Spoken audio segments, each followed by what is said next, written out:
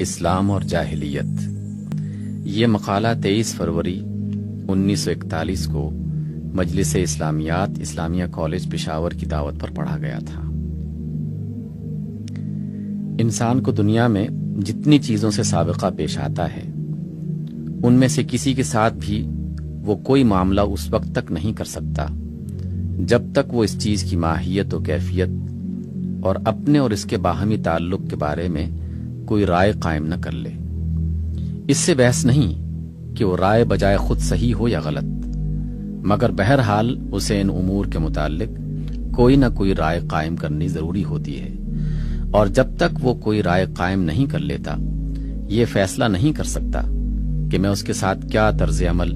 اور کیا رویہ اختیار کروں۔ یہ آپ کا شب و روز کا تجربہ ہے۔ آپ جب کسی شخص سے ملتے ہیں تو آپ کو یہ معلوم کرنے کی ضرورت ہوتی ہے کہ یہ شخص کون ہے، کس حیثیت، کس مرتبے، کن صفات کا آدمی ہے، اور مجھ سے اس کا تعلق کس نوعیت کا ہے۔ اس کے بغیر آپ یہ طے کر ہی نہیں سکتے کہ آپ کو اس کے ساتھ کیا برتاؤ کرنا ہے۔ اگر علم نہیں ہوتا تو بہرحال آپ کو قرائن کی بنا پر ایک قیاسی رائے ہی ان امور کے متعلق قائم کرنی پڑتی ہے، اور جو رویہ بھی آپ اس کے ساتھ اختیار کرتے ہیں اسی رائے کی بنا پر کرتے ہیں۔ جو چیزیں آپ کھاتے ہیں ان کے ساتھ آپ کا یہ معاملہ اسی وجہ سے ہے کہ آپ کے علم یا آپ کے قیاس میں وہ چیزیں غذائی ضرورت پوری کرتی ہیں۔ جن چیزوں کو آپ پھینک دیتے ہیں، جن کو آپ استعمال کرتے ہیں، جن کی آپ حفاظت کرتے ہیں، جن کی آپ تعظیم یا تحقیر کرتے ہیں، جن سے آپ ڈرتے یا محبت کرتے ہیں، ان سب کے متعلق آپ کے یہ مختلف طرز عمل بھی اس رائے پر مبنی ہوتے ہیں جو آپ نے ان چیزوں کی ذات و صفات اور اپنے ساتھ ان کے تعلق کے بارے میں قائم کی ہے۔ پھر جو رائے آپ اشیاء کے متعلق قائم کیا کرتے ہیں، اس کے صحیح ہونے پر آپ کا رویہ کا صحیح ہونا اور غلط ہونے پر آپ کے رویہ کا غلط ہونا منحصر ہوتا ہے، اور خود اس رائے کی غلطی و صحت کا مدار اس چیز پر ہوتا ہے کہ آیا آپ نے وہ رائے علم کی بنا پر قائم کی ہے یا قیاس پر، یا وہم پر، یا محض مشاہدہ حسی پر۔ مثلا ایک بچہ آگ کو دیکھتا ہے اور مجرد مشاہدہ حسی کی بنا پر یہ رائے قائم کرتا ہے کہ یہ بڑا خوبصورت چمکدار کھلونا ہے۔ چنانچہ اس رائے کے نتیجے میں اس سے یہ طرز عمل ظاہر ہوتا ہے کہ وہ اسے اٹھانے کے لیے ہاتھ بڑھا دیتا ہے۔ ایک دوسرا شخص اسی آگ کو دیکھ کر وہم سے یا قیاس سے یہ رائے قائم کرتا ہے کہ اس کے اندر الوہیت ہے یا یہ الوہیت کا مظہر ہے۔ چنانچہ اس رائے کی بنا پر وہ فیصلہ کرتا ہے کہ اس کے ساتھ میرا رویہ یہ ہونا چاہیے کہ میں اس کے آگے سر نیاز جھکا دوں۔ ایک تیسرا شخص اسی آگ کو دیکھ کر اس کی ماہیت اور اس کی صفات کی تحقیق کرتا ہے، اور علم و تحقیق کی بنا پر یہ رائے قائم کرتا ہے کہ یہ پکانے اور جلانے اور تپانے والی ایک چیز ہے، اور میرے ساتھ اس کا تعلق وہ ہے جو ایک مخدوم کے ساتھ خادم کا تعلق ہوتا ہے۔ چنانچہ اس رائے کی بنا پر آگ کو نہ کھلونا بناتا ہے نہ معبود، بلکہ اس سے حسب موقع پکانے اور جلانے اور تپانے کی خدمت لیتا ہے۔ ان مختلف رویوں میں سے بچے اور آتش پرست کے رویے جاہلیت کے رویے ہیں، کیونکہ بچے کی یہ رائے کہ آگ محض کھلونا ہے تجربہ سے غلط ثابت ہو جاتی ہے، اور آتش پرست کی یہ رائے کہ آگ خود الہ ہے یا مظہر الوہیت ہے کسی ثبوت علمی پر مبنی نہیں بلکہ محض قیاس و وہم پر مبنی ہے۔ بخلاف اس کے آگ سے خدمت لینے والے کا رویہ علمی رویہ ہے، کیونکہ آگ کے متعلق اس کی رائے علم پر مبنی ہے۔ زندگی کے بنیادی مسائل۔ اس مقدمہ کو ذہن نشین کرنے کے بعد اب ذرا اپنی نظر کو جزیات سے کلیات پر پھیلائیے۔ انسان اس دنیا میں اپنے آپ کو موجود پاتا ہے۔ اس کے پاس ایک جسم ہے جس میں بہت سی قوتیں بھری ہوئی ہیں۔ اس کے سامنے زمین و آسمان کی ایک عظیم الشان بساط پھیلی ہوئی ہے جس میں بے حد و حساب اشیاء ہیں، اور وہ ان اشیاء سے کام لینے کی قدرت اپنے اندر پاتا ہے۔ اس کے گرد و پیش بہت سے انسان، جانور، نباتات، جمادات وغیرہ ہیں، اور ان سب سے اس کی زندگی وابستہ ہے۔ اب کیا آپ کے نزدیک یہ بات قابل تصور ہے کہ وہ ان چیزوں کے ساتھ کوئی رویہ اختیار کر سکتا ہے کہ جب تک پہلے خود اپنے بارے میں، ان تمام موجودات کے بارے میں اور اس کے ساتھ اپنے تعلق کے بارے میں کوئی رائے قائم نہ کر لے؟ کیا وہ اپنی زندگی کے لیے کوئی راستہ اختیار کر سکتا ہے جب تک یہ طے نہ کر لے کہ میں کون ہوں، کیا ہوں، ذمہ دار ہوں یا غیر ذمہ دار، خود مختار ہوں یا ماتحت ہوں تو کس کا، اور جواب دہ ہوں تو کس کے سامنے؟ میری اس دنیاوی زندگی کا کوئی معال ہے یا نہیں، اور ہے تو کیا ہے؟ اس طرح کیا وہ اپنی قوتوں کے لیے کوئی مصرف تجویز کر سکتا ہے جب تک اس سوال کا فیصلہ نہ کر لے کہ یہ جسم اور جسمانی قوتیں اس کی اپنے ملک ہیں یا کسی کا عطیہ ہیں، ان کا حساب کوئی لینے والا ہے یا نہیں، اور ان کے استعمال کا ضابطہ اسے خود متعین کرنا ہے یا کسی اور کو؟ اسی طرح کیا وہ اپنے گرد و پیش کی اشیاء کے متعلق کوئی طرز عمل اختیار کر سکتا ہے جب تک اس امر کا تعین نہ کر لے کہ ان اشیاء کا مالک وہ خود ہے یا کوئی اور، ان پر اس کے اختیارات محدود ہیں یا غیر محدود، اور محدود ہیں تو حدود مقرر کرنے والا کون ہے؟ اسی طرح کیا وہ آپس میں اپنے ابنائے نو کے برتاؤ کی کوئی شکل متعین کر سکتا ہے جب تک اس معاملے میں کوئی رائے قائم نہ کر لے کہ انسانیت کس چیز سے عبارت ہے، انسان اور انسان کے درمیان فرق و امتیاز کی بنیاد کیا ہے، اور دوستی و دشمنی، اتفاق و اختلاف، تعاون اور عدم تعاون کی اساس کن امور پر ہے؟ اسی طرح کیا وہ بحیثیت مجموعی اس دنیا کے ساتھ کوئی رویہ اختیار کر سکتا ہے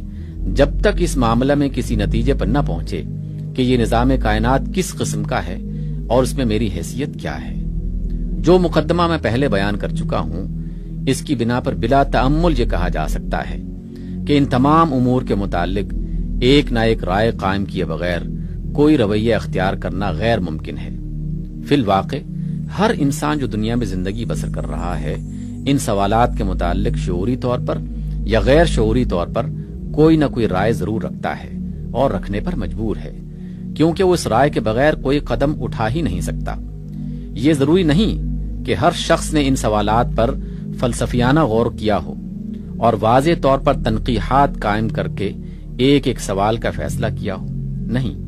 بہت سے آدمیوں کے ذہن میں ان سوالات کی سرے سے کوئی متعین صورت ہی نہیں، نہ وہ کبھی ان پر بالارادہ سوچتے ہیں، مگر باوجود اس کے کہ ہر آدمی اجمالی طور پر ان سوالات کے متعلق منفی یا مثبت پہلو میں ایک رائے پر لازماً پہنچ جاتا ہے، اور زندگی میں اس کا رویہ جو بھی ہوتا ہے لازمی طور پر اس رائے کے مطابق ہوتا ہے۔ یہ بات جس طرح اشخاص کے معاملے میں صحیح ہے، اسی طرح جماعتوں کے معاملے میں بھی صحیح ہے، چونکہ یہ سوالات انسانی زندگی کے بنیادی سوالات ہیں۔ اس لیے کسی نظام تمدن و تہذیب اور کسی ہیئت اجتماعی کے لیے کوئی لائحہ عمل بن ہی نہیں سکتا جب تک کہ ان سوالات کا کوئی جواب متعین نہ کر لیا جائے، اور ان کا جواب جو بھی متعین کیا جائے گا اسی کے لحاظ سے اخلاق کا ایک نظریہ قائم ہوگا، اسی کی نوعیت کے مطابق زندگی کے مختلف شعبوں کی تشکیل ہوگی، اور فی الجملہ پورا تمدن ویسا ہی رنگ اختیار کرے گا جیسا اس جواب کا مقتضا ہوگا۔ در حقیقت اس معاملے میں کوئی تخالف ممکن ہی نہیں ہے، خواہ ایک شخص کا رویہ ہو یا ایک سوسائٹی کا۔ بہرحال یہ ٹھیک وہی نوعیت اختیار کرے گا جو ان سوالات کے جوابات کی نوعیت ہوگی، حتیٰ کہ اگر آپ چاہیں تو ایک شخص یا ایک جماعت کے رویہ کا تجزیہ کر کے بآسانی یہ معلوم کر سکتے ہیں کہ اس رویہ کی تہ میں زندگی کے ان بنیادی سوالات کا کون سا جواب کام کر رہا ہے، کیونکہ یہ بات قطعی محال ہے کہ کسی شخصی یا اجتماعی رویے کی نوعیت کچھ ہو اور ان سوالات کے جواب کی نوعیت کچھ اور ہو۔ اختلاف زبانی دعوے اور واقعی رویے کے درمیان تو ضرور ہو سکتا ہے، لیکن ان سوالات کا جو جواب در حقیقت نفس کے اندر متمکن ہے، اس کی نوعیت میں ہرگز کوئی اختلاف نہیں ہو سکتا۔ اچھا، اب ہمیں ایک قدم اور آگے بڑھنا چاہیے۔ زندگی کے یہ بنیادی مسائل ہیں جن کے متعلق آپ نے ابھی سنا کہ ان کا کوئی حل اپنے ذہن میں متعین کیے بغیر آدمی دنیا میں ایک قدم نہیں چل سکتا۔ اپنی حقیقت کے اعتبار سے یہ سب امور غیب سے تعلق رکھتے ہیں، ان کا کوئی جواب افق پر لکھا ہوا نہیں کہ ہر انسان دنیا میں آتے ہی ان کو پڑھ لے،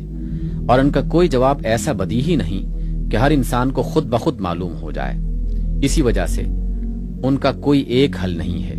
جس پر سارے انسان متفق ہوں، بلکہ ان کے بارے میں ہمیشہ انسانوں کے درمیان اختلاف رہا ہے،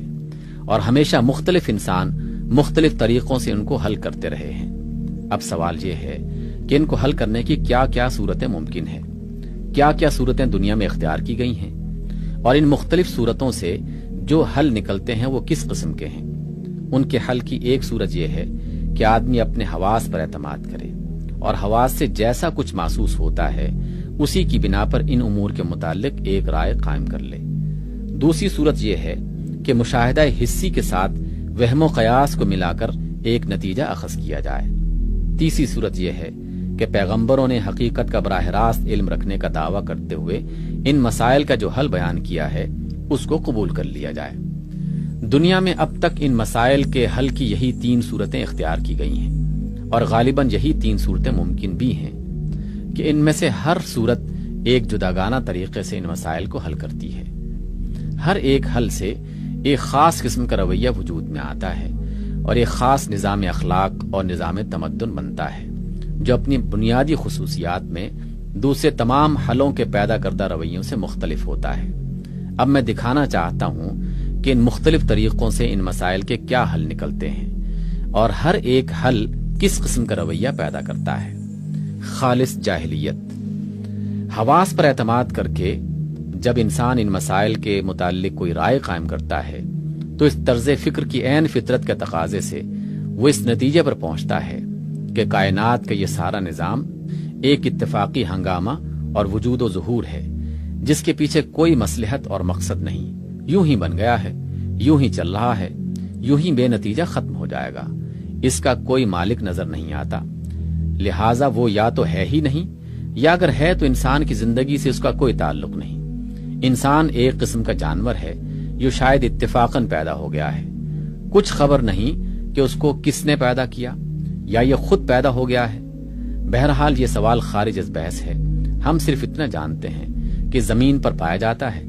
کچھ خواہشیں رکھتا ہے جنہیں پورا کرنے کے لیے اس کی طبیعت اندر سے زور کرتی ہے، کچھ قوا اور کچھ آلات رکھتا ہے جو ان خواہشوں کی تکمیل کا ذریعہ بن سکتے ہیں، اور ان کے گرد و پیش زمین کے دامن پر بے حد و حساب سامان پھیلا ہوا ہے جس پر یہ اپنے قوا اور آلات کو استعمال کر کے اپنی خواہشات کی تکمیل کر سکتا ہے، اور اس کی قوتوں کا کوئی مصرف اس کے سوا نہیں ہے کہ یہ اپنی خواہشات و ضروریات زیادہ سے زیادہ کمال کے ساتھ پورا کرے، اور دنیا کی کوئی حیثیت اس کے سوا نہیں ہے کہ وہ ایک خوان یغما ہے جو اس کے لیے پھیلا ہوا ہے، انسان اس پر ہاتھ مارے، کوئی صاحب امر نہیں جس کے سامنے اس نے جواب دینا ہے، اور نہ کوئی علم کا منبع اور ہدایت کا سرچشمہ موجود ہے جہاں سے انسان کو اپنی زندگی کا قانون مل سکتا ہے۔ لہٰذا انسان ایک خود مختار اور غیر ذمہ دار ہستی ہے۔ اپنے لیے ضابطہ و قانون بنانا اور اپنی قوتوں کا مصرف تجویز کرنا اور موجودات کے ساتھ اپنے طرز عمل کا تعین کرنا اس کا اپنا کام ہے۔ اس کے لیے اگر کوئی ہدایت ہے تو جانوروں کی زندگی میں، پتھروں کی سرگزشت میں یا خود اپنی تاریخ کے تجربات میں ہے، اور یہ اگر کسی کے سامنے جواب دہ ہے تو آپ اپنے سامنے یا اس اقتدار کے سامنے ہے جو خود انسانوں ہی میں سے پیدا ہو کر افراد پر مستولی ہو جائے۔ زندگی جو کچھ ہے یہی دنیاوی زندگی ہے، اور اعمال کے سارے نتائج اسی زندگی کی حد تک ہیں، لہٰذا صحیح اور غلط، مفید اور مضر، قابل اخذ اور قابل ترک ہونے کا فیصلہ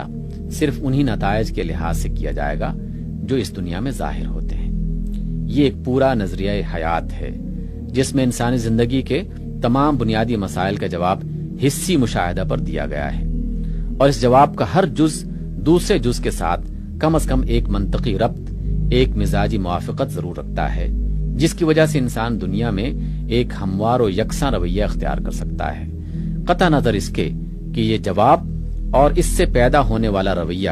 بجائے خود صحیح ہو یا غلط۔ اب اس رویے پر ایک نگاہ ڈالیے جو اس جواب کی بنا پر آدمی دنیا میں اختیار کرتا ہے۔ انفرادی زندگی میں اس نقطۂ نگاہ کا لازمی نتیجہ یہ ہے کہ انسان اول سے لے کر آخر تک خود مختارانہ اور غیر ذمہ دارانہ طرز عمل اختیار کر لے۔ وہ اپنے آپ کو اپنے جسم اور اپنی جسمانی قوتوں کا مالک سمجھے، اس لیے اپنے حسب منشا جس طرح چاہے گا انہیں استعمال کرے گا۔ دنیا کی جو چیزیں اس کے قبضہ قدرت میں آئیں گی اور جن انسانوں پر اس کو اقتدار حاصل ہوگا ان سب کے ساتھ وہ اس طرح کا برتاؤ کرے گا جیسے کہ وہ ان کا مالک ہے۔ اس کے اختیارات کو محدود کرنے والی چیز صرف قوانین قدرت کی حدیں اور اجتماعی زندگی کی ناگزیر بندشیں ہوں گی۔ خود اس کے لیے اپنے نفس میں کوئی ایسا اخلاقی احساس، ذمہ داری کا احساس یا کسی باز پرس کا خوف نہ ہوگا جو اسے شتر بے مہار ہونے سے روکتا ہو۔ جہاں خارجی رکاوٹیں نہ ہوں اور جہاں وہ ان رکاوٹوں کے علی الرغم کام کرنے پر قادر ہو، وہاں تو اس کے عقیدے کا فطری اقتضا یہی ہے کہ وہ ظالم، بددیانت، شریر اور مفسد ہو۔ وہ فطرتاً خود غرض، مادہ پرست اور ابن الوقت ہوگا۔ اس کی زندگی کا کوئی مقصد اپنی نفسانی خواہشات اور حیوانی ضروریات کی خدمت کے سوا کچھ نہ ہوگا، اور اس کی نگاہ میں قدر و قیمت صرف ان چیزوں کی ہوگی جو اس مقصد زندگی کے لیے کوئی قیمت رکھتی ہوں گی۔ افراد میں یہ سیرت و کردار پیدا ہونا اسی عقیدے کا فطری اور منطقی نتیجہ ہے۔ بے شک یہ ممکن ہے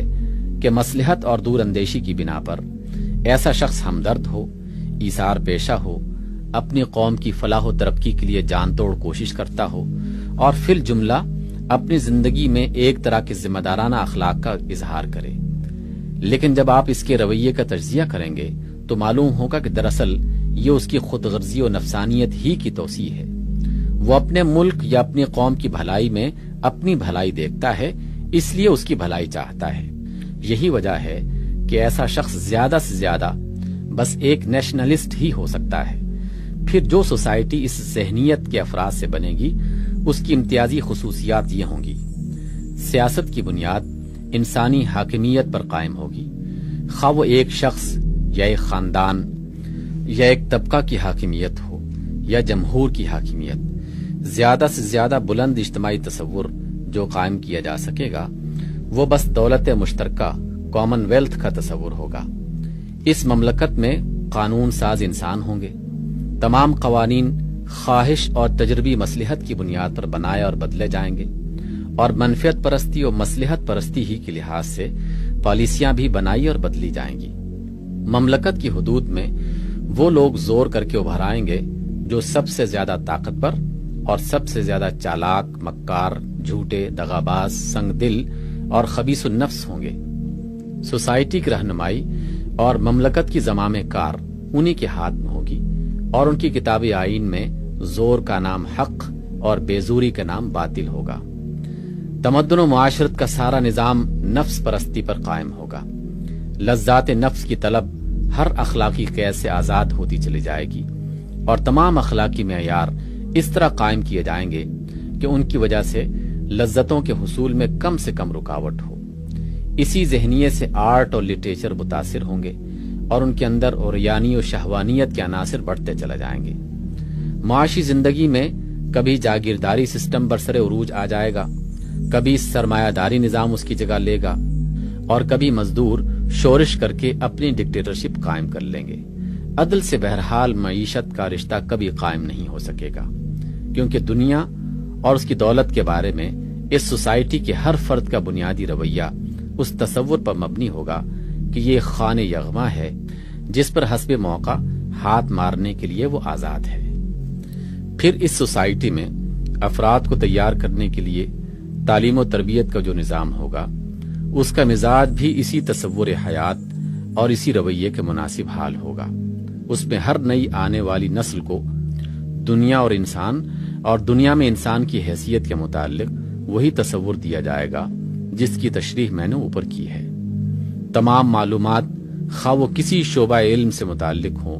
ان کو ایسی ہی ترتیب کے ساتھ دی جائیں گی کہ آپ سے آپ ان کے ذہن میں زندگی کا تصور یہ پیدا ہو جائے، اور پھر ساری تربیت اسی ڈھنگ کی ہوگی کہ وہ زندگی میں یہی رویہ اختیار کرنے اور اسی طرز کی سوسائٹی میں کھپ جانے کے لیے تیار ہوں۔ اس تعلیم و تربیت کی خصوصیات کے متعلق مجھے آپ سے کچھ کہنے کی ضرورت نہیں، کیونکہ آپ لوگوں کو اس کا ذاتی تجربہ ہے۔ جن درسگاہوں میں آپ تعلیم پا رہے ہیں وہ سب اسی نظریے پر قائم کی گئی ہیں، اگرچہ ان کا نام اسلامیہ کالج اور مسلم یونیورسٹی وغیرہ ہیں۔ یہ رویہ جس کی تشریح میں نے ابھی آپ کے سامنے کی ہے، خالص جاہلیت کا رویہ ہے۔ اس کی نوعیت وہی ہے جو اس بچے کے رویے کی نوعیت ہے جو محض حسی مشاہدے پر اعتماد کر کے آگ کو ایک خوبصورت کھلونا سمجھتا ہے۔ فرق صرف یہ ہے کہ اس مشاہدے کی غلطی فوراً تجربے سے ظاہر ہو جاتی ہے، کیونکہ جس آگ کو کھلونا سمجھ کر وہ دست اندازی کا یہ رویہ اختیار کرتا ہے وہ گرم آگ ہوتی ہے، ہاتھ لاتے ہی فوراً بتا دیتی ہے کہ میں کھلونا نہیں ہوں۔ بخلاف اس کے یہاں مشاہدے کی غلطی بڑی دیر سے کھلتی ہے، بلکہ بہتوں پر کھلتی ہی نہیں، کیونکہ جس آگ پر یہ ہاتھ ڈالتے ہیں اس کی آنچ دھیمی ہے، فوراً چرکا نہیں دیتی بلکہ صدیوں تک تپاتی رہتی ہے۔ تاہم اگر کوئی شخص تجربات سے سبق لینے کے لیے تیار ہو تو شب و روز کی زندگی میں اس نظریے کی بدولت افراد کی بے ایمانیوں، حکام کے مظالم، منصفوں کی بے انصافیوں، مالداروں کی خود غرضیوں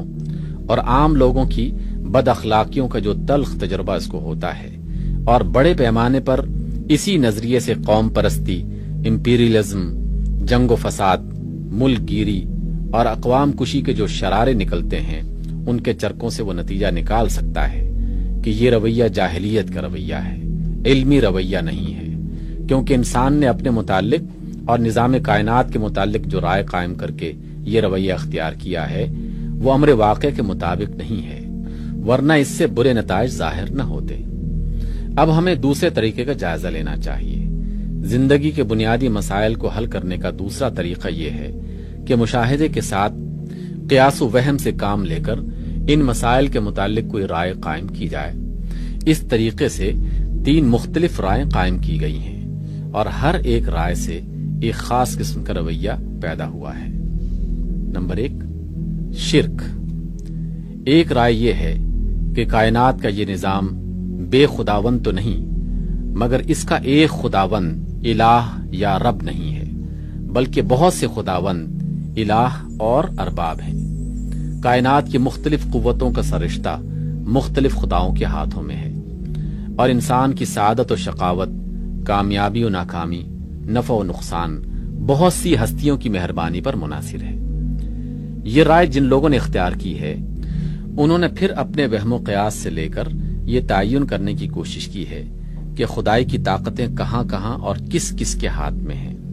اور جن جن چیزوں پر بھی ان کی نگاہ جا کر ٹھہری انہی کو خدا مان لیا ہے۔ اس رائے کی بنا پر جو طرز عمل انسان اختیار کرتا ہے اس کی امتیازی خصوصیات یہ ہیں۔ اولاً اس سے آدمی کی پوری زندگی اوہام کی آماجگاہ بن جاتی ہے۔ وہ کسی علمی ثبوت کے بغیر مجرد اپنے وہم و خیال سے بہت سی چیزوں کے متعلق یہ رائے قائم کرتا ہے کہ وہ فوق الفطری طریقوں سے اس کی قسمت پر اچھا یا برا اثر ڈالتی ہیں۔ اس لیے وہ اچھے اثرات کی موہوم امید اور برے اثرات کے موہوم خوف میں مبتلا ہو کر اپنی بہت سی قوتیں لا حاصل طریقے سے ضائع کر دیتا ہے۔ کہیں کسی قبر سے امید لگاتا ہے کہ یہ میرا کام کر دے گی، کہیں کسی بت پر بھروسہ کرتا ہے کہ وہ میری قسمت بنا دے گا، کہیں کسی اور خیالی کارساز کو خوش کرنے کے لیے دوڑتا پھرتا ہے، کہیں کسی برے شگون سے دل شکستہ ہو جاتا ہے، کہیں کسی اچھے شگون سے توقعات کی خیالی قلعے بنا لیتا ہے۔ یہ ساری چیزیں اس کے خیالات اور اس کی کوششوں کو فطری تدابیر سے ہٹا کر ایک بالکل غیر فطری راستے پر ڈال دیتی ہیں۔ ثانیاً اس رائے کی وجہ سے پوجا پاٹ، نظر و نیاز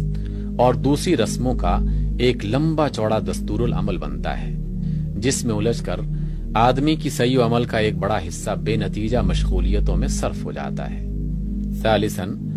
جو لوگ اس مشرکانہ وہم پرستی میں مبتلا ہوتے ہیں ان کو بیوقوف بنا کر اپنے جال میں پھانس لینے کا چالاک آدمیوں کو خوب موقع مل جاتا ہے۔ کوئی بادشاہ بن بیٹھتا ہے اور سورج، چاند اور دوسرے دیوتاؤں سے اپنا نسب ملا کر لوگوں کو یقین دلاتا ہے کہ ہم بھی خداؤں میں سے ہیں اور تم ہمارے بندے ہو۔ کوئی پروہت یا مجاور بن بیٹھتا ہے اور کہتا ہے کہ تمہارا نفع نقصان جن سے وابستہ ہے ان سے ہمارا تعلق ہے اور تم ہمارے ہی واسطے سے ان تک پہنچ سکتے ہو۔ کوئی پنڈت اور پیر بن جاتا ہے اور تعویذ گنڈوں اور منتروں اور عملیات کا ڈھونگ رچا کر لوگوں کو یقین دلاتا ہے کہ ہماری یہ چیزیں فوق الفطری طریقے سے تمہاری حاجتیں پوری کریں گی۔ پھر ان سب چالاک لوگوں کی نسلیں مستقل خاندانوں اور طبقوں کی صورت اختیار کر لیتی ہیں، جن کے حقوق، امتیازات اور اثرات امتداد زمانہ کے ساتھ ساتھ بڑھتے اور گہری بنیادوں پر جمتے چلے جاتے ہیں۔ اس طرح اس عقیدے کی بدولت عام انسانوں کی گردنوں پر شاہی خاندانوں، مذہبی عہدیداروں اور روحانی پیشواؤں کی خدائی کا جوا مسلط ہو جاتا ہے، اور یہ بناوٹی خدا ان کو اس طرح اپنا خادم بناتے ہیں کہ گویا وہ ان کے لیے دودھ دینے اور سواری اور بار برداری کی خدمت انجام دینے والے جانور ہیں۔ رابعاً، یہ نظریہ نہ تو علوم و فنون، فلسفہ و ادب اور تمدن و سیاست کے لیے کوئی مستقل بنیاد فراہم کرتا ہے، اور نہ ان خیالی خداؤں سے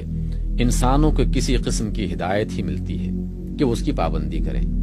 ان خداؤں سے تو انسان کا تعلق صرف اس حد تک محدود رہتا ہے کہ یہ ان کی مہربانی و اعانت حاصل کرنے کے لیے بس عبودیت کے چند مراسم ادا کر دے۔ باقی رہے زندگی کے معاملات تو ان کے متعلق قوانین اور ضوابط بنانا اور عمل کے طریقے معین کرنا انسان کا اپنا کام ہوتا ہے۔ اس طرح مشرک سوسائٹی عملاً انہی سب راہوں پر چلتی ہے جن کا ذکر خالص جاہلیت کے سلسلے میں ابھی آپ کو بتا چکا ہوں۔ وہی اخلاق، وہی اعمال، وہی طرز تمدن، وہی سیاست، وہی نظام معیشت اور وہی علم و ادب۔ ان تمام حیثیتوں سے شرک کے رویے اور خالص جاہلیت کے رویے میں کوئی اصولی فرق نہیں ہوتا۔ نمبر 2، رہبانیت۔ دوسری رائے جو مشاہدے کے ساتھ قیاس و وہم کو ملا کر قائم کی گئی ہے وہ یہ ہے کہ دنیا اور یہ جسمانی وجود انسان کے لیے ایک دارالعذاب ہے۔ انسان کی روح ایک سزا یافتہ قیدی کی حیثیت سے اس قفس میں بند کی گئی ہے۔ لذات و خواہشات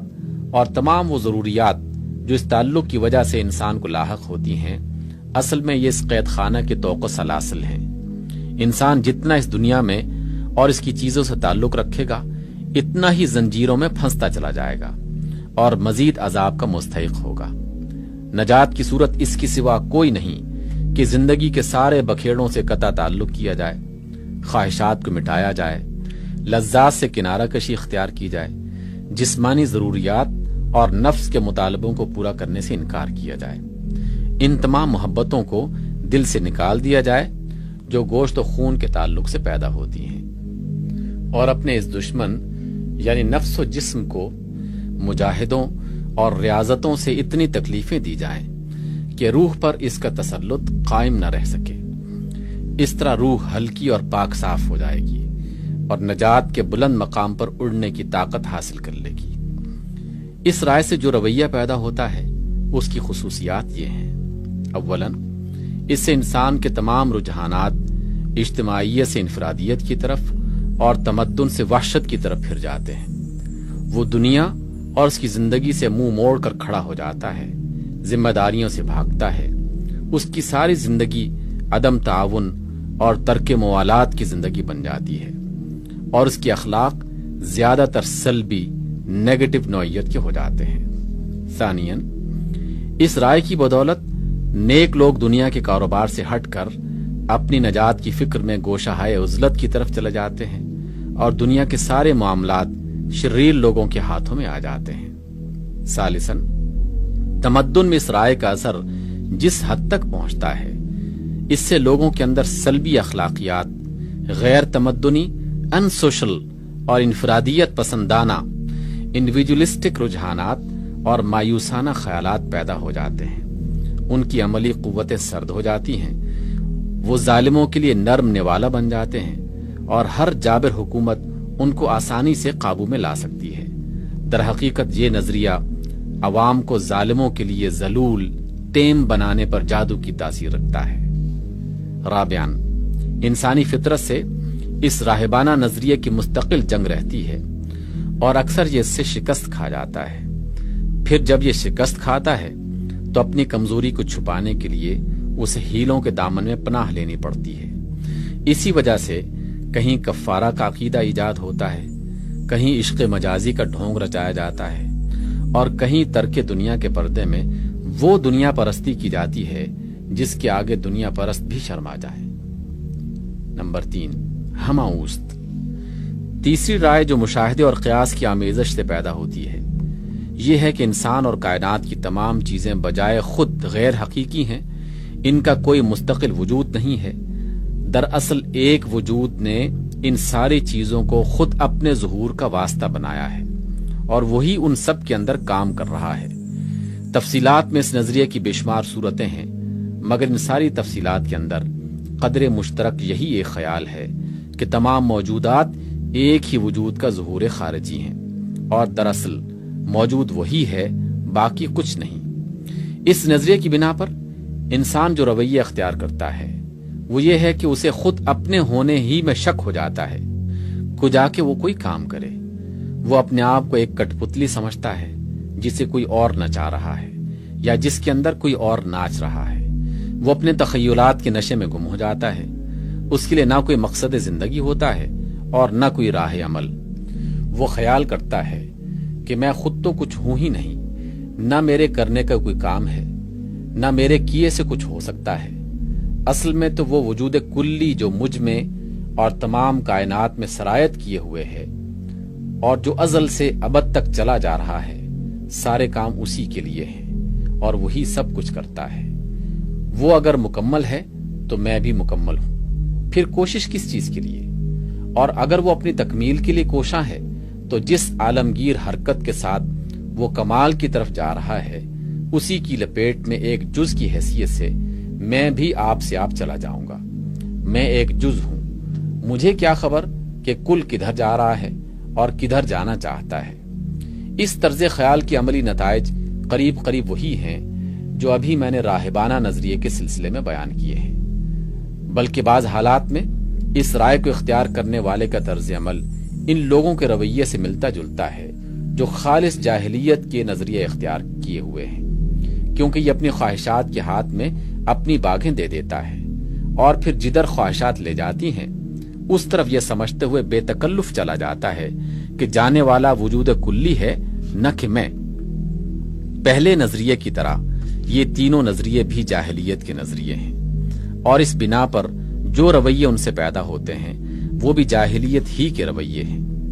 اس لیے کہ اول تو ان میں سے کوئی نظریہ بھی کسی علمی ثبوت پر مبنی نہیں ہے، بلکہ محض خیالی اور قیاسی بنیادوں پر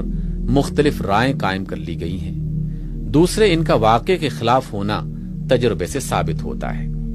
اگر ان میں کوئی رائے بھی امر واقع کے مطابق ہوتی تو اس کے مطابق عمل کرنے سے برے نتائج تجربے میں نہ آتے۔ جب آپ دیکھتے ہیں کہ ایک چیز کو جہاں کہیں انسان نے کھایا اس کے پیٹ میں درد ضرور ہوا، تو اس تجربے سے آپ یہ نتیجہ نکال سکتے ہیں کہ فی الواقع معدے کی ساخت اور اس کی طبیعت سے یہ چیز مطابقت نہیں رکھتی۔ بالکل اسی طرح جب یہ حقیقت ہے کہ شرک، رہبانیت اور وجودیت کے نظریے اختیار کرنے سے انسان کو بحیثیت مجموعی نقصان ہی پہنچا، تو یہ بھی اس امر کا ثبوت ہے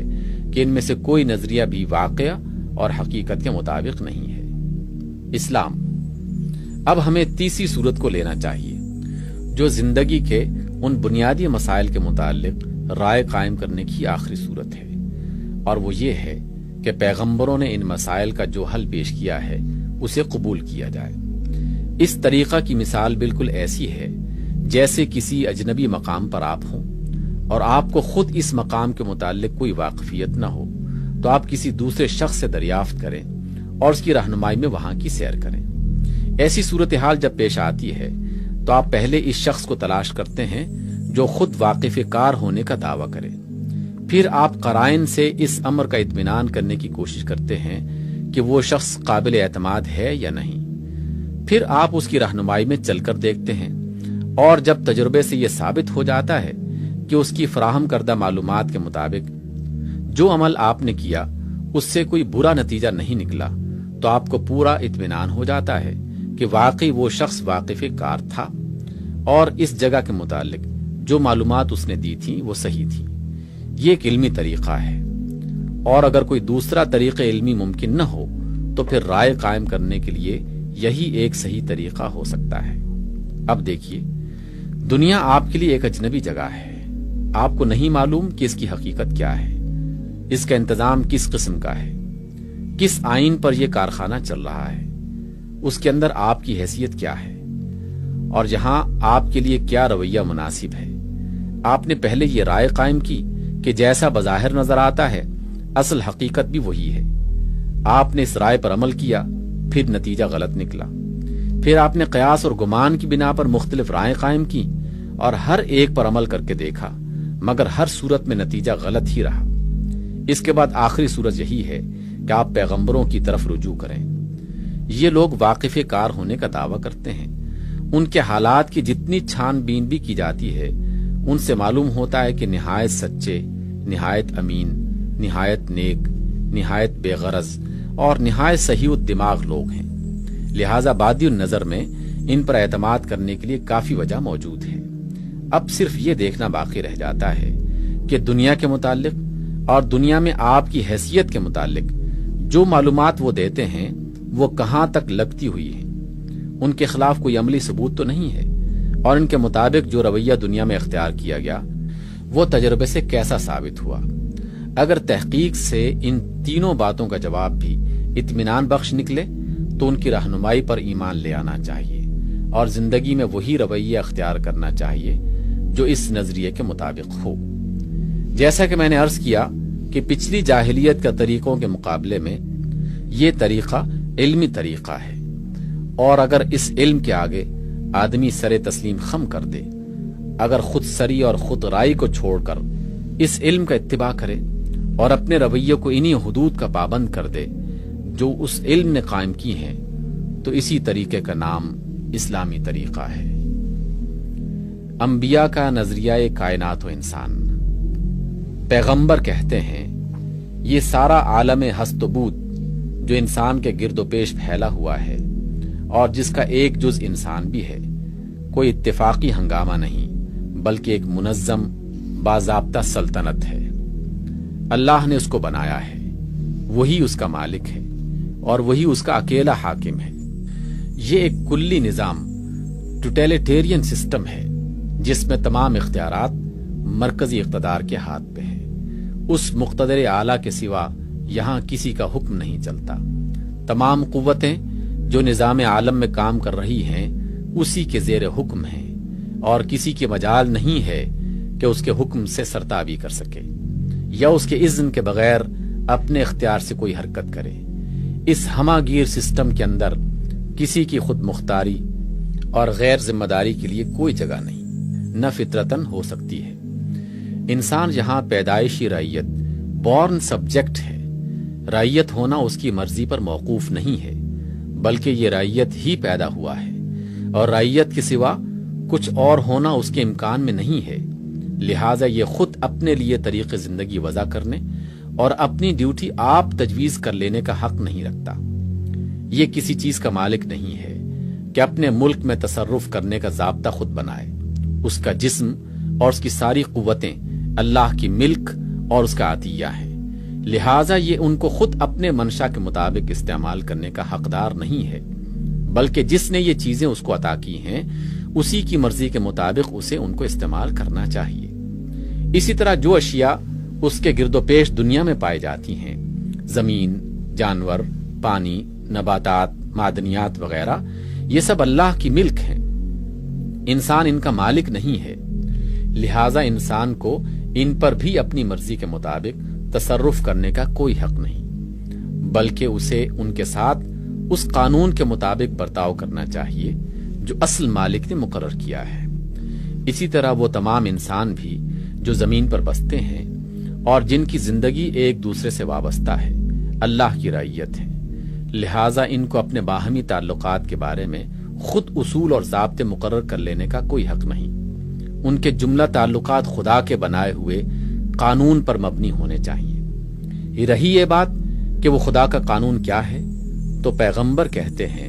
کہ جس ذریعہ علم کی بنا پر ہم تمہیں دنیا کی اور خود تمہاری یہ حقیقت بتا رہے ہیں، اسی ذریعہ علم سے ہم کو خدا کا قانون بھی معلوم ہوا ہے۔ خدا نے خود ہم کو اس بات پر مامور کیا ہے کہ یہ علم تم تک پہنچا دیں، لہٰذا تم ہم پر اعتماد کرو، ہمیں اپنے بادشاہ کا نمائندہ تسلیم کرو اور ہم سے اس کا مستند قانون لے لو۔ پھر پیغمبر ہم سے کہتے ہیں کہ یہ جو تم بظاہر دیکھتے ہو کہ سلطنت عالم کا سارا کاروبار ایک نظم کے ساتھ چل رہا ہے،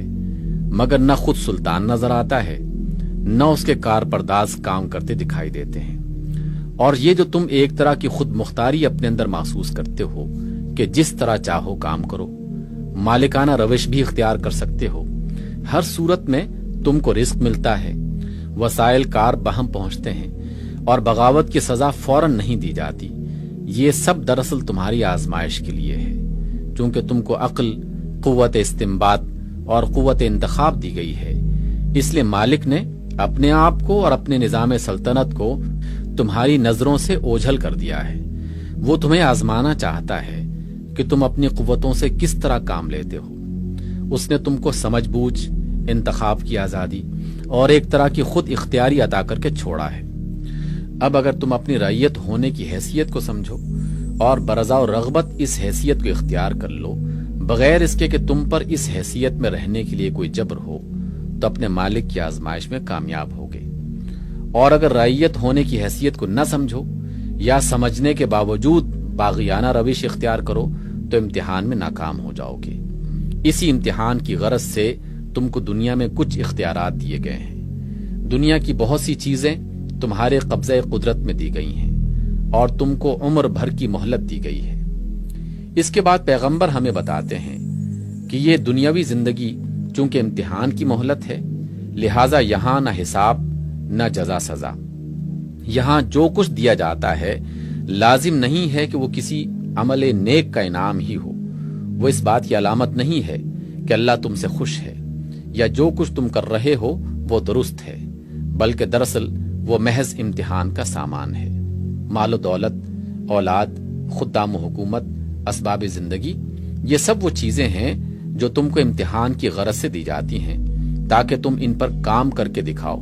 اور اپنی اچھی یا بری قابلیتوں کا اظہار کرو۔ اسی طرح جو تکلیفیں، نقصانات، مصائب وغیرہ آتے ہیں وہ بھی لازماً کسی عمل بد کی سزا نہیں ہیں، بلکہ ان میں سے بعض قانون فطرت کے تحت آپ سے آپ ظاہر ہونے والے نتائج ہیں۔ بعض آزمائش کے ذیل میں آتے ہیں اور بعض اس وجہ سے پیش آتے ہیں کہ حقیقت کے خلاف رائے قائم کر کے جب تم ایک رویہ اختیار کرتے ہو تو لامحالہ تم کو چوٹ لگتی ہے۔ بہرحال یہ دنیا دارالجزا نہیں ہے بلکہ دارالامتحان ہے۔ یہاں جو کچھ نتائج ظاہر ہوتے ہیں وہ کسی طریقہ یا کسی عمل کی صحیح یا غلط، نیک یا بد، قابل ترک یا قابل اخذ ہونے کا معیار نہیں بن سکتے۔ اصل معیار آخرت کے نتائج ہیں۔ مہلت کی زندگی ختم ہونے کے بعد ایک دوسری زندگی ہے جس میں تمہارے پورے کارنامے کو جانچ کر فیصلہ کیا جائے گا کہ تم امتحان میں کامیاب ہوئے یا ناکام۔ اور وہاں جس چیز پر کامیابی و ناکامی کا انحصار ہے وہ یہ ہے کہ اولاً تم نے اپنی قوت نظر و استدلال کے صحیح استعمال سے اللہ تعالیٰ کے حاکم حقیقی ہونے اور اس کی طرف سے آئی ہوئی تعلیم و ہدایت کے من جانب اللہ ہونے کو پہچانا یا نہیں، اور ثانیاً اس حقیقت سے واقف ہونے کے بعد آزادی انتخاب رکھنے کے باوجود تم نے اپنی رضا و رغبت سے اللہ کی حاکمیت اور اس کے حکم شرعی کے سامنے سر تسلیم خم کیا یا نہیں۔ نظریہ اسلامی کی تنقید۔ دنیا اور انسان کے متعلق یہ نظریہ جو پیغمبروں نے پیش کیا ایک مکمل نظریہ ہے۔ اس کے تمام اجزاء میں ایک منطقی ربط ہے، کوئی جز دوسرے جز سے متناقض نہیں ہے۔ اس سے تمام واقعات عالم کی پوری توجیح اور آثار کائنات کی پوری تعبیر ملتی ہے۔ کوئی ایک چیز بھی مشاہدہ یا تجربہ میں ایسی نہیں آتی جس کی توجیح اس نظریے سے نہ کی جا سکتی ہو۔ لہٰذا یہ ایک علمی نظریہ ہے۔ علمی نظریہ کی جو تعریف بھی کی جائے وہ اس پر صادق آتی ہے۔ پھر کوئی مشاہدہ یا تجربہ آج تک ایسا نہیں ہوا جس سے یہ نظریہ ٹوٹ جاتا ہو، لہٰذا یہ اپنی جگہ قائم ہے۔ ٹوٹے ہوئے نظریات میں اس کو شمار نہیں کیا جا سکتا۔ پھر نظام عالم کا جو مشاہدہ ہم کرتے ہیں اس سے یہ نظریہ نہایت اغلب نظر آتا ہے۔ کائنات میں جو زبردست تنظیم پائی جاتی ہے اس کو دیکھ کر یہ کہنا زیادہ قرین دانش ہے کہ اس کا کوئی ناظم ہے بنسبت اس کے کہ کوئی ناظم نہیں ہے۔ اسی طرح اس تنظیم کو دیکھ کر یہ نتیجہ نکالنا زیادہ معقول ہے کہ یہ مرکزی نظام ہے اور ایک ہی مختار کل اس کا ناظم ہے بنسبت اس کے کہ یہ لامرکزی نظام ہے اور بہت سے ناظموں کے ماتحت چل رہا ہے۔ اس طرح جو حکمت کی شان اس کائنات کے نظام سے علانیہ محسوس ہوتی ہے اسے دیکھ کر یہ رائے قائم کرنا زیادہ قریب از عقل ہے کہ یہ حکیمانہ اور با مقصد نظام ہے بنسبت اس کے کہ بے مقصد ہے اور محض بچے کا کھیل ہے۔ پھر جب ہم اس حیثیت سے غور کرتے ہیں کہ اگر واقعی یہ نظام کائنات ایک سلطنت ہے اور انسان اس نظام کا ایک جز ہے تو یہ بات ہم کو سراسر معقول معلوم ہوتی ہے کہ اس نظام میں انسان کی خود مختاری اور غیر ذمہ داری کے لیے کوئی جگہ نہیں ہونی چاہیے۔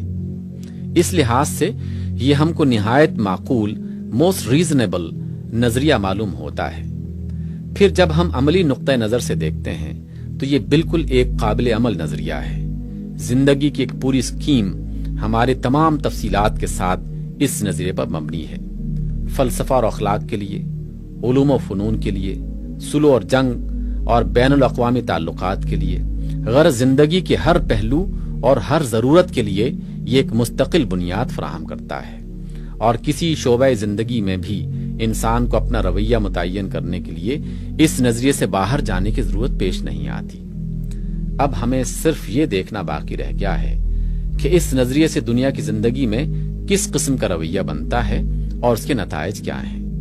انفرادی زندگی میں یہ نظریہ دوسرے جاہلی نظریات کے برعکس ایک نہایت ذمہ دارانہ اور نہایت منضبط رویہ، ڈسپلن پیدا کرتا ہے۔ اس نظریے پر ایمان لانے کے معنی یہ ہیں کہ آدمی اپنے جسم اور اس کی طاقتوں اور دنیا اور اس کی چیزوں کو بھی اپنے ملک سمجھ کر خود مختارانہ استعمال نہ کرے، بلکہ خدا کی ملک سمجھ کر صرف اس کے قانون کی پابندی میں استعمال کرے۔ ہر چیز کو جو اسے حاصل ہے خدا کی امانت سمجھے، اور یہ سمجھتے ہوئے اس میں تصرف کرے کہ مجھے اس امانت کا پورا حساب دینا ہے، اور حساب بھی اس کو دینا ہے کہ جس کی نظر سے میرا کوئی فعل بلکہ کوئی دل میں چھپا ہوا ارادہ تک پوشیدہ نہیں ہے۔ ظاہر ہے کہ ایسا شخص ہر حال میں ایک ضابطے کا پابند ہوگا۔ وہ خواہشات کی بندگی میں کبھی شتر بے مہار نہیں بن سکتا، وہ ظالم اور خائن نہیں ہو سکتا، اس کی سیرت پر کامل اعتماد کیا جا سکتا ہے، وہ ضابطہ کی پابندی کے لیے کسی خارجی دباؤ کا محتاج نہیں ہوتا، اس کے اپنے نفس میں ایک زبردست اخلاقی انضباط پیدا ہو جاتا ہے جو اسے ان مواقع پر راستی اور حق پر قائم رکھتا ہے، جو اسے کسی دنیاوی طاقت کی باز پرس کا خطرہ نہیں ہو سکتا۔ یہ خدا کا خوف اور امانت کا احساس وہ چیز ہے جس سے بڑھ کر سوسائٹی کو قابل اعتماد افراد فراہم کرنے کا کوئی دوسرا ذریعہ تصور میں نہیں آ سکتا۔ مزید برآں یہ نظریہ آدمی کو نہ صرف سعی و جہد کا آدمی بناتا ہے، بلکہ اس کی سعی و جہد کو خود غرضی، نفس پرستی یا قوم پرستی کے بجائے حق پرستی اور بلند تر اخلاقی مقاصد کی راہ میں لگا دیتا ہے۔ جو شخص اپنے متعلق یہ رائے رکھتا ہو کہ میں دنیا میں بیکار نہیں آیا ہوں، بلکہ خدا نے مجھے کام کے لیے یہاں بھیجا ہے، اور میری زندگی اپنے لیے یا اپنے دوسرے متعلقین کے لیے نہیں بلکہ اس کام کے لیے ہے جس میں خدا کی رضا ہے، اور میں یوں ہی چھوڑا نہ جاؤں گا بلکہ مجھ سے پورا حساب لیا جائے گا، میں نے اپنے وقت کا اور اپنی قوتوں کا کتنا اور کس طرح استعمال کیا، ایسے شخص سے زیادہ کوشش کرنے والا اور نتیجہ خیز اور صحیح کوشش کرنے والا آدمی اور کوئی نہیں ہو سکتا۔ لہٰذا یہ نظریہ ایسے بہتر افراد پیدا کرتا ہے کہ ان سے بہتر انفرادی رویے کا تصور کرنا مشکل ہے۔ اب اجتماعی پہلو میں دیکھیے، سب سے پہلے تو یہ نظریہ انسانی اجتماعیت کی بنیاد بدل دیتا ہے۔ اس نظریہ کی روح سے تمام انسان خدا کی رعیت ہیں۔ رعیت ہونے کی حیثیت سے سب کے حقوق یکساں، سب کی حیثیت یکساں اور سب کے لیے مواقع یکساں۔ کسی شخص، کسی خاندان، کسی طبقہ، کسی قوم، کسی نسل کے لیے دوسرے انسانوں پر کسی قسم کی برتری اور فوقیت ہے نہ امتیازی حقوق۔ اس طرح انسان پر انسان کی حاکمیت اور فضیلت کی جڑ کٹ جاتی ہے اور تمام خرابیاں یکلخت دور ہو جاتی ہیں جو بادشاہی، جاگیرداری، برہمنیت اور پاپائیت اور آمریت سے پیدا ہوتی ہیں۔ پھر یہ چیز قبیلے، قوم، نسل، وطن اور رنگ کے تعصبات کا بھی خاتمہ کر دیتی ہے جن کی بدولت دنیا میں سب سے زیادہ خون ریزیاں ہوئی ہیں۔ اس نظریے کی روح سے تمام روئے زمین خدا کی ملک ہے، تمام انسان آدم کی اولاد اور خدا کے بندے ہیں، اور فضیلت کی بنیاد نسل و نسب، مال و دولت یا رنگ کی سپیدی و سرخی پر نہیں بلکہ اخلاق کی پاکیزگی اور خدا کے خوف پر ہے۔ جو سب سے زیادہ خدا سے ڈرنے والا اور اصلاح و تقوی پر عمل کرنے والا ہے وہی سب سے افضل ہے۔ اسی طرح انسان اور انسان کے درمیان اجتماعی ربط و تعلق یا فرق و امتیاز کی بنیاد بھی اس نظریے میں کلیتاً تبدیل کر دی گئی ہے۔ انسان نے اپنی ایجاد سے جن چیزوں کو اجتماع و افتراق کی بنا ٹھہرایا ہے وہ انسانیت کو بے شمار حصوں میں تقسیم کرتی ہیں اور ان حصوں کے درمیان ناقابل عبور دیواریں کھڑی کر دیتی ہیں، کیونکہ نسل یا قوم یا وطنیت یا رنگ وہ چیزیں نہیں ہیں جن کو آدمی تبدیل کر سکتا ہو اور ایک گروہ میں سے دوسرے گروہ میں جا سکتا ہو۔ برعکس اس کے یہ نظریہ انسان اور انسان کے درمیان اجتماع و افتراق کی بنیاد خدا کی بندگی اور اس کے قانون کی پیروی میں رکھتا ہے۔ جو لوگ مخلوقات کی بندگی چھوڑ کر خدا کی بندگی اختیار کر لیں اور خدا کے قانون کو اپنی زندگی کا واحد قانون تسلیم کر لیں وہ سب ایک جماعت ہیں، اور جو ایسا نہ کریں وہ دوسری جماعت۔ اس طرح تمام اختلافات مٹ کر صرف ایک اختلاف باقی رہ جاتا ہے، اور وہ اختلاف بھی قابل عبور ہے، کیونکہ ہر وقت ایک شخص کے لیے ممکن ہے کہ وہ اپنا عقیدہ اور طرز زندگی بدل دے اور ایک جماعت سے دوسری جماعت میں چلا جائے۔ اس طرح اگر دنیا میں کوئی عالمگیر بین الاقوامی برادری بننی ممکن ہے تو اسی نظریے پر بن سکتی ہے۔ دوسرے تمام نظریات انسانیت کو پھاڑنے والے ہیں، جمع کرنے والے نہیں۔ ان تمام اصلاحات کے بعد جو سوسائٹی اس نظریے پر بنتی ہے اس کی ذہنیت، اسپرٹ اور اجتماعی تعمیر بالکل بدلی ہوئی ہوتی ہے۔ اس میں اسٹیٹ انسان کی حاکمیت پر نہیں بلکہ خدا کی حاکمیت پر بنتا ہے۔ حکومت خدا کی ہوتی ہے، قانون خدا کا ہوتا ہے، انسان صرف خدا کے ایجنٹ کی حیثیت سے کام کرتا ہے۔ یہ چیز اول تو ان تمام خرابیوں کو دور کر دیتی ہے جو انسان پر انسان کی حکومت اور انسان کی قانون سازی سے پیدا ہوتی ہے۔ پھر ایک عظیم الشان فرق جو اس نظریہ پر اسٹیٹ بننے سے واقع ہو جاتا ہے وہ یہ ہے کہ اسٹیٹ کے پورے نظام میں عبادت اور تقوی کی اسپرٹ پھیل جاتی ہے۔ راعی اور رعیت دونوں یہ سمجھتے ہیں کہ ہم خدا کی حکومت میں ہیں اور ہمارا معاملہ براہ راست اس خدا سے ہے جو عالم الغیب والشہادہ ہے۔ ٹیکس دینے والا یہ سمجھ کر ٹیکس دیتا ہے کہ وہ خدا کو ٹیکس دے رہا ہے، اور ٹیکس لینے والے اور اس ٹیکس کو خرچ کرنے والے یہ سمجھتے ہوئے کام کرتے ہیں کہ یہ مال خدا کا مال ہے اور ہم امین کی حیثیت سے کام کر رہے ہیں۔ ایک سپاہی سے لے کر ایک جج اور گورنر تک ہر کارندہ حکومت اپنی ڈیوٹی اسی ذہنیت کے ساتھ انجام دیتا ہے جس ذہنیت کے ساتھ وہ نماز پڑھتا ہے۔ دونوں کام اس کے لیے یکساں عبادت ہیں اور دونوں میں وہی ایک تقوی اور خشیت کی روح درکار ہے۔ باشندے اپنے اندر سے جن لوگوں کو خدا کی نیابت کا کام انجام دینے کے لیے چنتے ہیں ان میں سب سے پہلے جو صفت تلاش کی جاتی ہے وہ خوف خدا اور امانت و صداقت کی صفت ہے۔ اس طرح سطح پر وہ لوگ ابھر کے آتے ہیں اور اختیارات ان کے ہاتھوں میں دیے جاتے ہیں جو سوسائٹی میں سب سے بہتر اخلاق کے حامل ہوتے ہیں۔ تمدن و معاشرت میں بھی یہ نظریہ تقوی اور طہارت اخلاق کی یہی اسپرٹ پھیلا دیتا ہے۔ اس میں نفس پرستی کے بجائے خدا پرستی ہوتی ہے۔ ہر ایک انسان اور دوسرے انسان کے درمیان خدا کا واسطہ حائل ہوتا ہے اور خدا کا قانون دونوں کے تعلقات کو منضبط کرتا ہے۔ یہ قانون چونکہ اس نے بنایا ہے جو تمام نفسانی خواہشات اور ذاتی اغراض سے پاک ہے اور علیم و حکیم بھی ہے،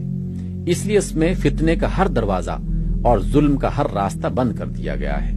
اور انسانی فطرت کے ہر پہلو اور اس کی ہر ضرورت کی رعایت کی گئی ہے۔ یہاں اتنا موقع نہیں کہ میں اس پوری اجتماعی عمارت کا نقشہ پیش کروں جو اس نظریے پر بنتی ہے، مگر جو کچھ میں نے بیان کیا ہے اس سے آپ اندازہ کر سکتے ہیں کہ پیغمبروں نے جو نظریہ کائنات و انسان پیش کیا ہے وہ کس قسم کا رویہ پیدا کرتا ہے اور اس کے نتائج کیا ہیں اور کیا ہو سکتے ہیں۔ پھر یہ بات بھی نہیں کہ یہ محض کاغذ پر ایک خیالی نقشہ ہو، بلکہ تاریخ میں اس نظریے پر ایک اجتماعی نظام اور ایک اسٹیٹ بنا کر دکھایا جا چکا ہے، اور تاریخ شاہد ہے کہ جیسے افراد اس نظریے پر تیار کیے گئے تھے نہ اس سے بہتر افراد کبھی روئے زمین پر پائے گئے، اور نہ اس اسٹیٹ سے بہتر کوئی اسٹیٹ انسان کے لیے رحمت ثابت ہوا۔ اس کے افراد میں اپنی اخلاقی ذمہ داری کا احساس اتنا بڑھ گیا تھا کہ ایک صحرائی عورت کو زنا سے حمل ہو جاتا ہے، وہ جانتی ہے کہ میرے لیے اس جرم کی سزا سنگ ساری جیسی ہولناک سزا ہے،